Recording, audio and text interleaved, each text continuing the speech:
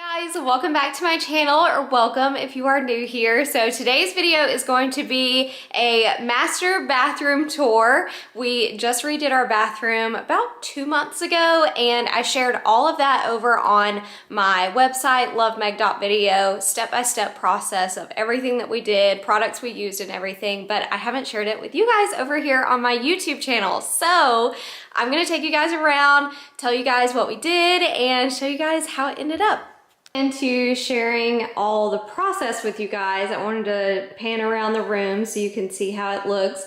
So much brighter than it was before. If you guys remember, the countertops were black, the cabinets were like a really dark wood color. We changed out all of the knobs and the drawer pulls. We got these off of Amazon, by the way, both of them. And I wanted it to have like almost like an antique brass color, not like straight gold. But Justin was honestly the mastermind. I was the worker. You were the mastermind. Yeah. Okay. But anyway, I thought it'd be fun to go around and, you know, since you were the one working on all this, tell us what you did. I think one of the first things you notice is the paint color, because this was all tan in here, and we had to paint it all because we kind of got to a point where it just made more sense to. And so we painted all the walls in here, which really changed the full effect. And which this is Rhinestone by Sherwin-Williams, like if anybody's wondering. Yeah. So we did that. We painted these cabinet bodies, which, like Megan said, they were a dark cherry color. And so we painted those white. We took all the doors and all that off, and Megan did those outside. I did the bodies in here.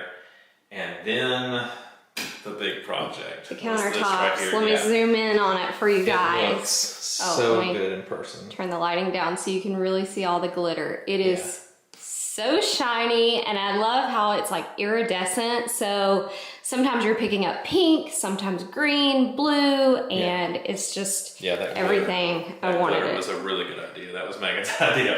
Well, we painted this white, and then well, first we primed, of course, then painted white, and then we came back with the glitter over the top of that, and then we had to do the epoxy coat. And we thought we could just get away with the clear coat, but that wasn't of polyurethane. Yeah, that polyurethane clear coat just wasn't enough. We ended up having to do this really thick epoxy, which we had never done, and that was a chore. Epoxy, if you've never done it, is very specific. And in Megan's other video on LoveMeg.video, we go through how we sealed everything, how we taped it all off, how we did the whole process, you know, mixing it up and everything. But we put it down, and it ended up going really well. We had some bubbles to deal with, and we were able to get those straightened out. All that, those tips are in that other video too. But it turned out. Blow dryer, y'all. Yeah. Blow dryer is the way to go. If you've got any bubbles in your epoxy, put a blow dryer. That was the best thing we had. But anyway, it turned out great. I'm really happy with how thick this coat ended up being, how shiny it is. Had never done epoxy before, and I was very nervous about it, but it ended up turning out really good. Next up, I was gonna say we changed out the light fixtures up here.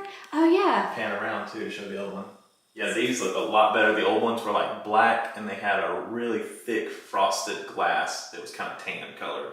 Yeah. So it really didn't go. So we got these from Home Depot or Lowe's. Which one was it? Lowe's, I think. Lowe's, yeah. And then this is the other light, which is also from Lowe's.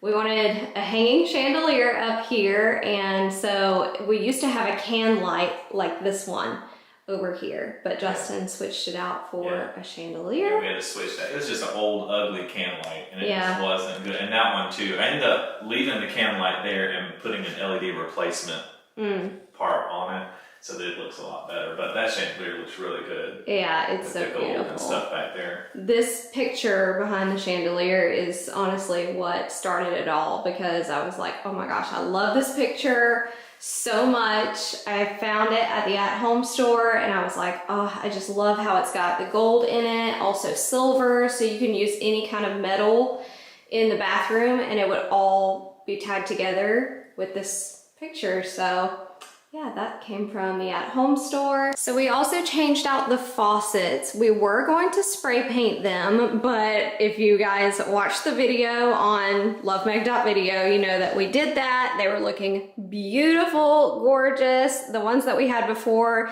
the spray paint was so smooth and it was awesome.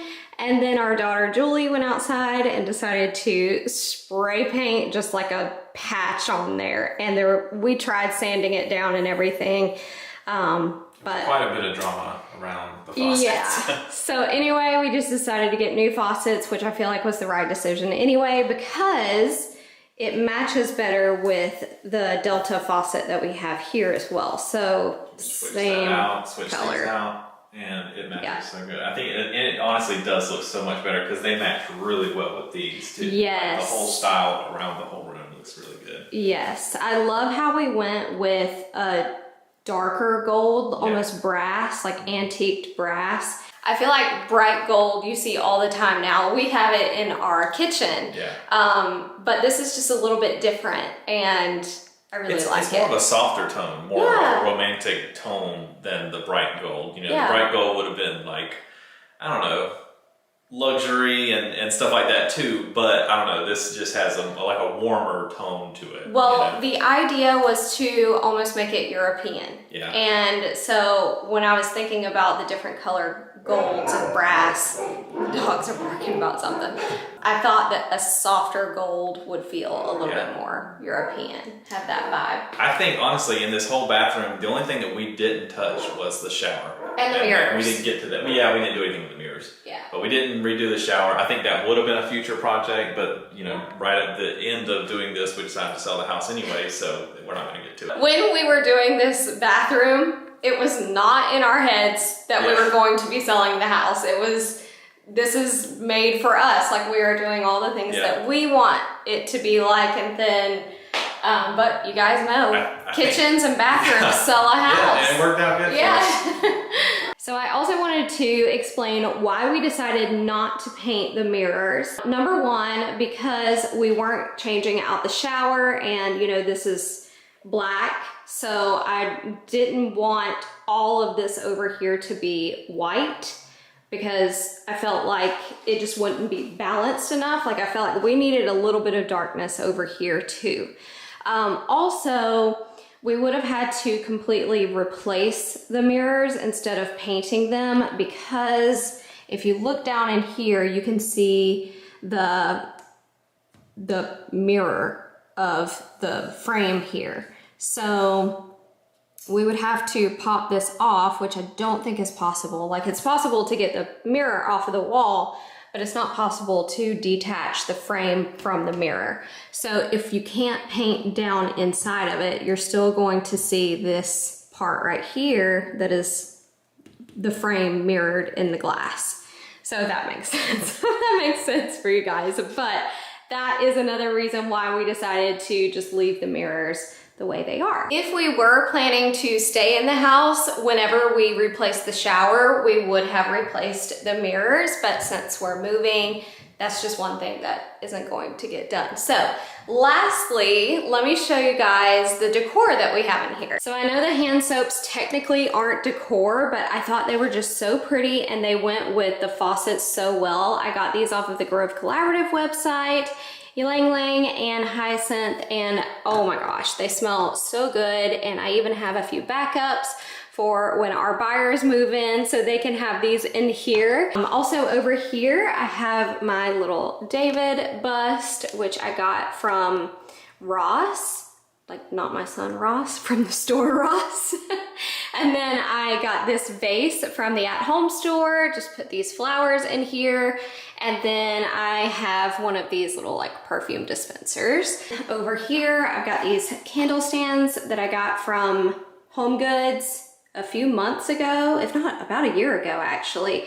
But I put these candles on top that have already been burned a little bit. That way, you know, it just looks, to me, a little bit more European and romantic. The hand towels that we have in here are also from Home Goods. Oh, and I forgot to tell you guys, we did end up replacing all of the hand towel racks and also this towel rack right here too. I also got this marbled container from the at-home store. I just thought it was so pretty. It's got these crystals on top, and inside I just have some Epsom salt in there, and I use this every time I take a bath. I just take some Epsom salt, put it into the bath, but I felt like it just looked so pretty in here. And then back here behind the bath, we just have this orchid plant. And I'm pretty sure I got this from Lowe's as well. I also forgot to mention the rug, and I get tons of questions about that. So I got the rug off of Amazon, and I really feel like that tied the entire room together because we ended up not doing anything with the tile. We left it the way it was, and I feel like there just needed to be a little bit more brightness on the floor, and this did the job. But I hope you guys enjoyed today's video going through the bathroom and us explaining everything, and I'll see you guys in the next one. Bye!